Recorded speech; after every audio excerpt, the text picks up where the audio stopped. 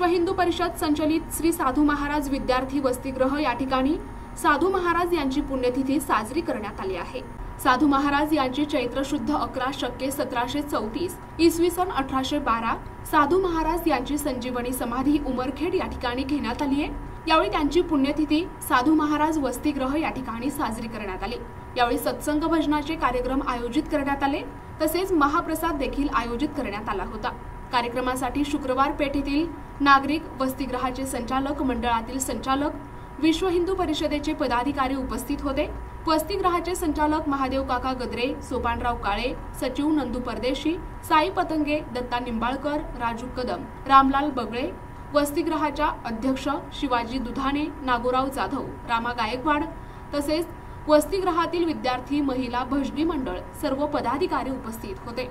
1983 पासून श्री साधू महाराज विद्यार्थी वसतिगृह या नावाने या ठिकाणी विश्व हिंदू परिषदेच्या मार्फत सेवा प्रकल्पाची सुरुवात केलेली आहे।